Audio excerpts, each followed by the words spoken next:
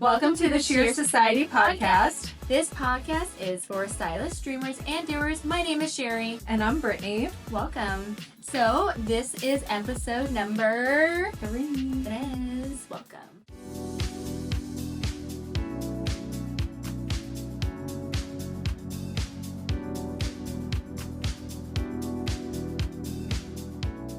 So we are going to dive deep into, or maybe not so deep, just a little sneak peek or a little whisper into Brittany's life, how you got to where you are today, and your why. Yeah. Okay. So I have been doing hair for almost 18 years now. Next week, it'll be 18 years. Isn't that insane? Yes. So crazy. So I have shared a little bit of my story in different formats, but never really fully and formally. So I'm excited and a little nervous to share, honestly. That's okay, because I literally cried like a baby. I love it. That's fine. I love it. So I've been doing hair for 18 years now. I started really, really young. I've shared a little bit about my journey. I was somewhat of a high school dropout, which is crazy to think about now because as a parent, I'm like, looking back, I would say that had maybe struggled with kind of severe social anxiety. Okay, so I had just finished 10th grade. My sister had graduated. And my sister has always been kind of like my security blanket, right? So my sister graduated. I had just finished 10th grade and I'm like, yeah, no, I'm not going without her. So the plan was for me to homeschool. But you know how that goes. No, I do. But you know what mind blows me is I've never, ever felt any sort of way that you're describing yourself as that. Yeah. I feel, and maybe it's just because of our connection together. Like, I think you're very outgoing and fun. And I'm like, when are we going to hang out again? Right. You know, like, we're going to pick up pics. But, well, a lot of growth has happened over the years, I would say. Good. But yeah, so that's kind of where I was at. I had just finished 10th grade. My sister had graduated. And I'm like, yeah, no, I'm not going back to school without my sister. So the plan was for me to homeschool. And, you know, I'm doing school online. I'm a very out of sight, out of mind type of person. I'm very hands-on. So if I'm not there doing it, it's not happening. Okay. Mm-hmm. So at this point, I'm like, okay, I have to do something, right? So I'm 17, just finished 10th grade, and I had always been interested in fashion and hair and makeup and things like that. So I decided to go to cosmetology school. So I started really, really young. And as someone who, self-proclaimed kind of struggled in a social atmosphere, I often tell people I get myself into these situations before I really realize what that entails, okay? So I'm like, I don't want to go back to high school because that's scary. I have to socialize, right? But I'm like, I'm going to go be a hairstylist, which is one You're of... such a different person. Literally, I'm like, this is one of the most social careers you could have, but that didn't dawn on me, okay? Honestly, I just enjoyed beauty and fashion and things like that. So I enrolled in cosmetology school, and... Wait, at what age? 17. Oh, you can do that. Didn't know that. Yeah, so I actually had to look that up. So Missouri state law actually was that. You had to be 17 and you had to have finished 10th grade, which I just had done, which was Check. literally a meant blessing. to be. Okay, so... Yeah, so... Somebody was looking out. No, literally. Divine intervention. Thank okay? you. Because It's going to be what? part of every segment. No, literally, it has to be because it just all Makes is. sense. Yeah, so Missouri state law was you had to have finished 10th grade and be 17 years old, which I just checked those boxes. Okay, so I'm like, cool, done and done. Mm-hmm. So I enrolled in cosmetology school, started doing hair. Funny story, when I was in school, I remember this to this day. I had a client and she asked how old I was. And I told her, and she just started laughing hysterically. She thought that was so funny because I was a child. When you think about it now, where I am today, I was a literal child and I'm out here doing hair, which was kind of crazy, honestly. So that's just a funny little tidbit. This woman just she thought it was hysterical. And I'm like, okay, well, this is awkward, but here we are, So anyways, So went to cosmetology school, graduated, all of the things, and started working. At that point, I still hadn't finished high school, and I really didn't feel the need to, honestly, because I had my cosmetology license. I was already working in my career field, but then I found out I was pregnant. And Yeah. that, I'm like, and that obviously really shifts your perspective. Even as at a young age, I was 20 when when I found out I was pregnant, and that just really like shook you. Yeah, it shook me, and I was like, oh shoot, like this is real life, okay. Mm-hmm. And so I felt like I can't become a mom and like be a role model and not have finished high school. So at that point, once I found out I was pregnant, everything became about, okay, how am I going to be the best version of myself in order to set that example for my child? Mm-hmm. And so I decided to finish high school at that point because I'm like, that's crazy. I can't have a kid and not have finished high school. No shade to anybody, right. But that's just where I was at the time. You know, I was already in my career field, but there's like this kind of stigma, and I felt like, okay, if I'm going to have a child, I also have to have a real job, mm-hmm. right? Mm-hmm. So 6 months after I had her, I enrolled in college. Mm-hmm. And so at that time, I had my daughter, I was working full-time in the salon, and then I was also going to school full-time. I started out at St. Charles Community College, so I would go to school, and it was a grind, honestly. Absolutely, yeah.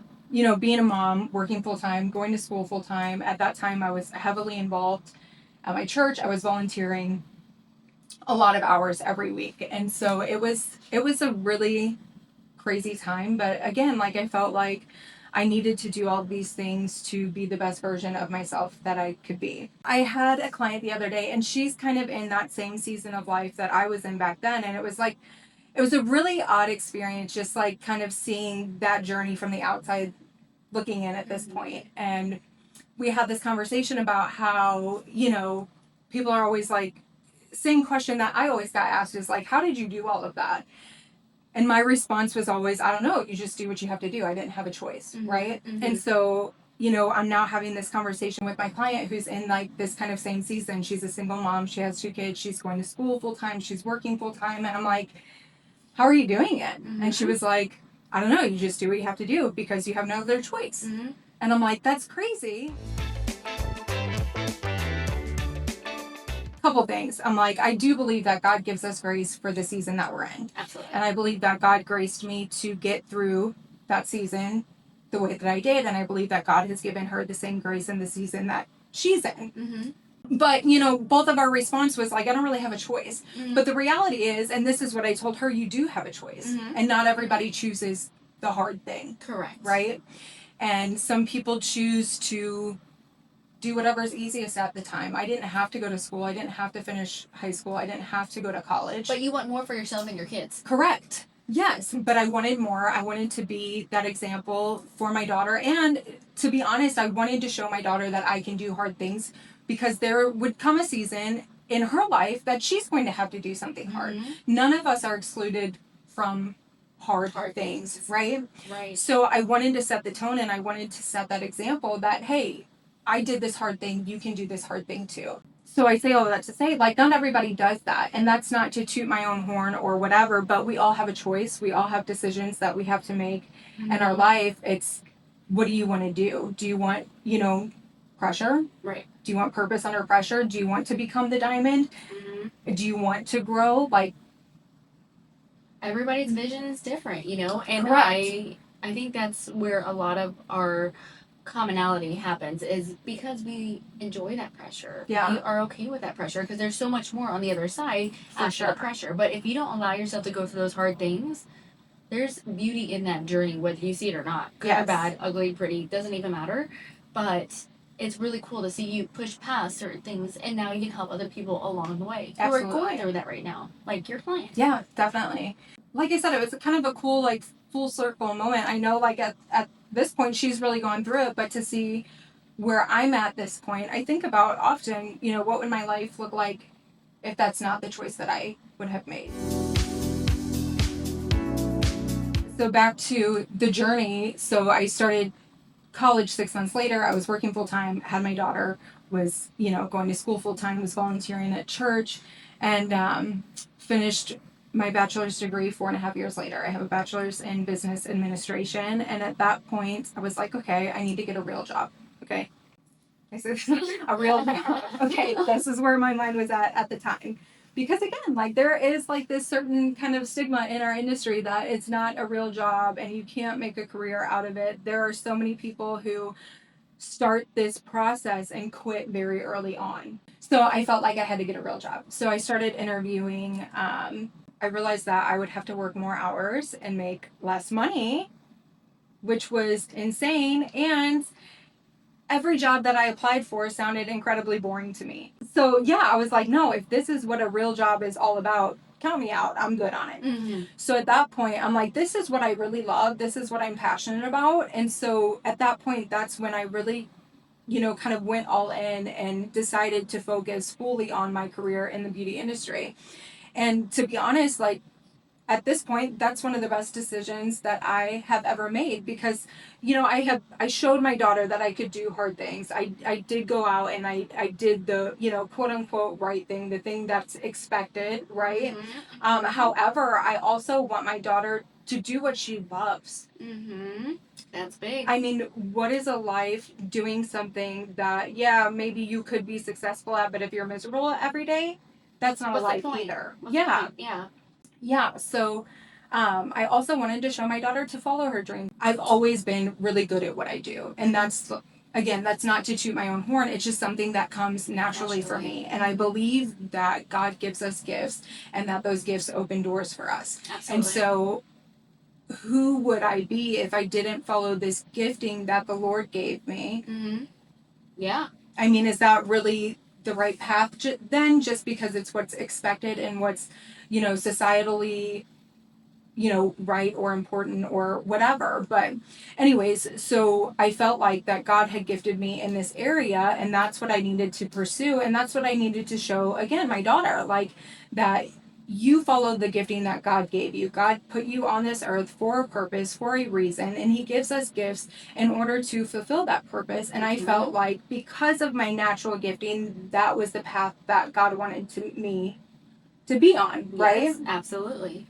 The outreach is so much more impactful being behind the chair and like being in people's personal spaces, and I don't think people understand that very much at all. Yeah. And I too feel the same way. Just you have to do and pursue what you're anointed with. Yes. Like be there, encompass everything about it. I'm obsessed. Yeah. Like I'm so obsessed with it. I will do anything it possibly takes, and I will push anybody else who doesn't see that. Yeah. Like either come with me or get out of my way. Yeah. I was naturally good at my craft. Mm-hmm. That always came very easily to me. But what didn't come easily to me was the connection aspect. Mm-hmm. And I get made fun of still to this day sometimes because of how I am behind the chair. But again, I think that everybody has their thing. But anyways, so early on in my career, I got really frustrated because I knew I did really good hair, but I saw my peers who maybe weren't as good as me build a lot quicker. They were making money a lot faster, so I felt like I was kind of being left behind, and I really didn't understand that. But what it was that connection and that kind of like social aspect. Mm-hmm. So that was something that I really had to grow through. And like you're saying now, as someone who's known me for the past few years, like you didn't know me as that person. You can see that growth has happened in that area, but that was a big struggle for me. I mean, I literally had, this is so embarrassing. I literally no, but like I literally had clients tell me like, you might be better suited for something else. I'm not joking. I literally had clients. I'm in shock. I swear to God, I had clients that. Be so bold. So it was challenging, honestly, like in the early years of my career, because I'm like, I really love this. This is what I'm passionate about. This is what I'm good at. But there were literally people who were like, nah, girl, this ain't for you. Okay. But also I'm like, I'm feeling like I'm being gaslit right now because I'm like, you come to me every Friday, so I'm confused. But like, again, it just went back to that. Like I did really good hair, but like socially, it just like wasn't there, Well, I mean, you grow, and there are things, and there's a lot of things that we all grow through, whether it's like social stuff, it's compassion, empathy, it's having a conversation with somebody, being in there more than just hair, in their bubble. So it's really cool to see you have that growth and extract yourself out of that one person that you thought you couldn't be, but Right. here you are now. Yeah. And I think it speaks to the fact that there's somebody for everybody, Mhm. right? Like, I'm the type of person, I go to the nail salon or whatever, when I'm getting my nails done, I'm really not talking to you. Mhm. And not because I don't care about you as a person or whatever. Like, I just don't need that. Like, I Yeah. need my time to just, like, sit and decompress. Mhm. I talk to Mhm. people all day, every day. And, like, so small talk for me is just, like, can Not I it. not? You Yeah. know? And what I found, you know, going through my career, years of my career, is that there's other people out there like that, okay? Mhm. And I Mhm. believe that you attract who you are as a stylist. So I can't tell you now, after 18 years in the industry, how many people have come to me and they said, I really enjoy the fact that I can just come and I can sit with you. It doesn't feel awkward to not talk. It doesn't feel Mhm. uncomfortable. Like, you just allow me to sit and be me and decompress and, you know, do whatever I need That's to do. good. But it's funny now where we are as you know, an industry. Now we offer silent appointments. Okay, I'm like, girl, I was giving you the silent appointment before I was 18 years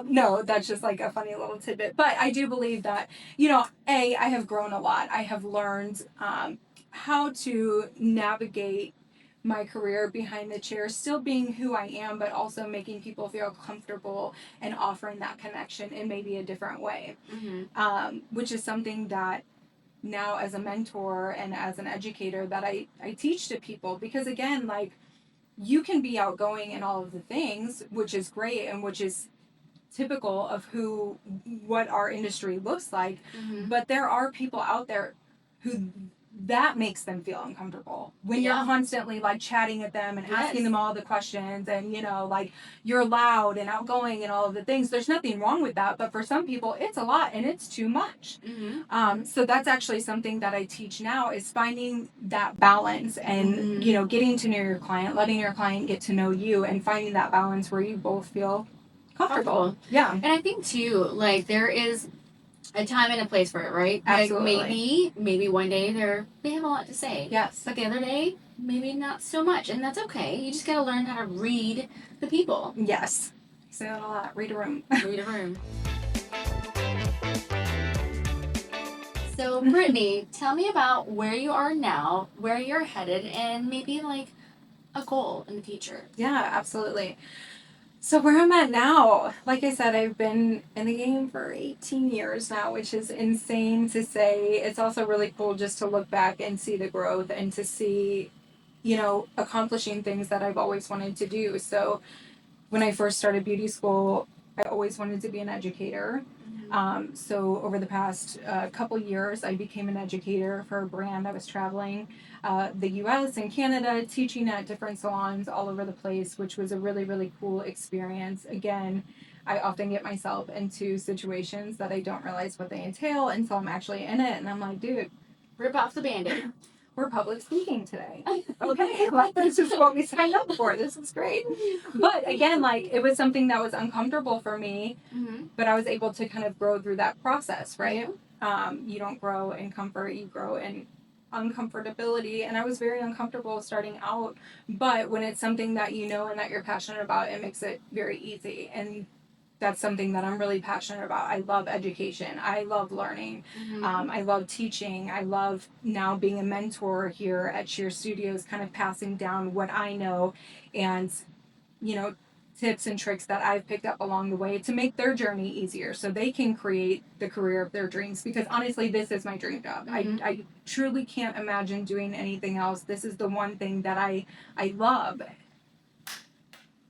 Same. But we talk about that a lot. We're like, yeah, it's our job, but it's also our hobby. It's what we love. So, you know, it's this kind of like fluid thing where it's like, yeah, I'm off work, but I'm going to do this photo shoot. You know, like, we're going to Amsterdam to do more hair, you know, Right. so. Or like, you know, because I know there's a couple days that were allotted for fun stuff, but I'm like, you want to do hair? Yeah. What are we going to do? No, Photo literally. shoot? Like, Yes. you got some models? Like, that's cool. Like, Yes. that's freaking cool. Yes. That's kind of where I'm at now. I started teaching. I'm a mentor here at Sheer Studios. Another one of my kind of dreams starting out in hair was to do Fashion Week. Yeah. Which, you know, I think we kind of talked about this in the first episode. That's actually how Sherry and I met. We met in New York doing Fashion Week right? Met in No New big York doing deal. Fashion Week. That was like a huge deal for me. And then we went on to do Paris.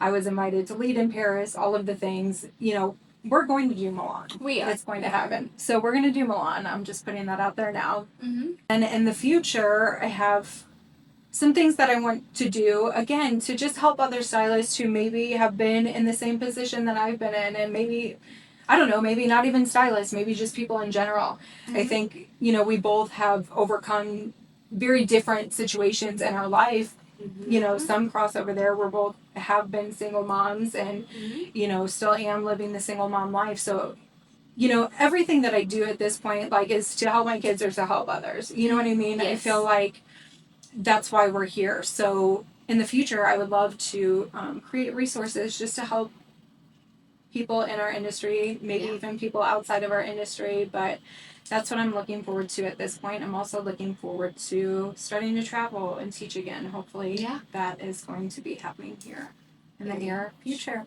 Yeah. I'm so excited for that. Well, Me too. Awesome, Brittany. Thank you so much. That is so impactful, and I love that you want to help people and you want to grow in more than just one way, not just for yourself, but the surrounding people around you. Definitely. That's huge to me because what I see out in friendships or people that I bring into my bubble, my circle, my space is that. Yeah. Like, if you're selfish, no. But Yeah. I love that you inspire and you try to motivate and extract those feelings from people that they didn't know they had, you know? And that's really cool. Thank you for all of that and all that information because that's really impactful and that's huge. And it's really, really interesting how some people are able to use their past or their situations to motivate them and some to victimize themselves. Because Definitely. I think it's really important to not just narrow down and shell yourself and this is why this is happening to me. This is what I deserve. Whereas you can go get it. Absolutely. You know, like I love being around like-minded people, the go-getters, the doers, the stylists that want more for themselves. Absolutely. And that's one thing that I say often is, you know, I tell myself is you win when you don't quit. Mm-hmm. Okay, there are so many times in my career and my life in different instances and circumstances where I could have given up when I could have said like this isn't working. Mm-hmm. I'm done. You know, or I've made too many mistakes. I've gone too far this time or whatever and given up, but you don't because you win when you don't quit. And I think that is the magic in it all. Like I wouldn't say like you're very much like military, go get it, you know, all of the things. That's excuses. Literally. Full of towels. No, just kidding. Literally. Not with the towels, but I think everybody has like kind of their magic, and I think that is yours. But mine is very much like that steadfastness, that grit. Like it might not be like in your face, loud, whatever. But one thing I'm not going to do is quit. Yeah. Okay, like literally, Good. one thing I'm not going to do is quit because you know, I say this a lot. What other choice do I have? I have a choice, but ultimately, like, if I want to live the life of my dreams, if I want my children to live the life of their dreams, if I want them to pursue bigger and better, like, I can't show them that, like, meh. You know what I mean? Correct. Yes, I do. And I think that there's just magic that happens there. There's a flow that happens there when you refuse to quit. Mm-hmm. So many people don't reach the final destination. They don't get to where Wait, they want there's to a final go. destination? Well, keep going. But they don't get to where they want to be because they quit too soon. They give up Absolutely. too fast. Yeah. And, you know, when I look back in the early stages of my career, that very much could have been me. I mean, I literally had clients laughing at me, telling me, like, yeah, girl, like, I don't know about this, you know? But it's really cool to see now clients that have been with me through this entire journey who have witnessed that growth, who have witnessed, you know, where I'm at now and who I am now. And just the difference between where I was then and where I am now. Yeah. And just, it's just the steadfastness of it. It's the grit of it. It's the grind. It's the consistency. It's doing it even when you don't necessarily feel like it. Doing it even when it might not necessarily really be working. Okay? Like, and that's what some people don't really realize, that you know, sometimes it doesn't look like it's working. That doesn't mean it's not for you. It means that there's like another level. There's another key that needs to be unlocked. There's another door to go through. Yeah, absolutely. There's something within you that needs to be developed. And so I think that we stay at those stages until we develop whatever that is before we can move on to the next thing. And so I guess all of that to say is like, if you have somewhere that you want to be, don't quit. Yeah. Even when it looks like it's impossible. Maybe you should, maybe it's impossible. Don't quit because you win. Kobe with the shot. That part. But I say it a lot. You win when you don't quit. Yep. Exactly. I think that was wonderful and very powerful for a future generation of stylists or anybody in any surrounding industries, because comfort kills, Yeah. you know? And again, laxy-daisy type of environment, or today's world, sometimes people are just too quick to give up. Yeah. And we can't preach to everybody, but when you let them know that it's okay, you just keep going. You gotta keep push past certain things to create that diamond, to create what's on the winning aspect of things after doing things for so long, because you have to have that foundation. Yes. You have to start that core grit, the nitty. You have to. It's a journey. Yes. Life is a journey, and we're limited on time on this planet. So, for me personally, I have a hard time resonating with people, even though I know everybody's going through something, but those people who give up aren't my people. Yeah. Like, I'm sorry, but I want to do everything I possibly can on the limited time that we have on this earth. Yeah. And it's not always comfortable. Not at all. I think that people think when you're winning, it's comfortable. When you're doing all the things, it's comfortable. Like you're thriving. I'm thriving. You know. He says, more money, more problems. Well, that part. There are so many times in my career early on, even now, there are still times to this day that I am uncomfortable doing what I'm doing. Mm-hmm. But guess what? You're doing it. You're doing it, and you're never going to get comfortable with something if you refuse to do it. Yeah. How can you get comfortable doing something that you've never done before? There's no growth and comfort. In order to grow, you have to be uncomfortable. Like, you have to just do it. Like, there's no shortcut. So get comfortable doing the uncomfortable. That's the only way that you're going to grow. And that has been the biggest game changer for me, not only in my career, but my personal life, you know, my relationships. Yeah. Get comfortable being uncomfortable, because there's no growth otherwise, or else you're going to sit there and keep repeating the same cycle over and over and over again until you finally learn. Mm-hmm. If they ever learn. Because some people don't learn. Some people don't. Because people truly like to be the victim. No, truly. Yes, like, truly. Sad but true. So thank you so much for today. I loved everything that you had shared on episode 3 of the Sheer Studios podcast. But until then, bye. Bye.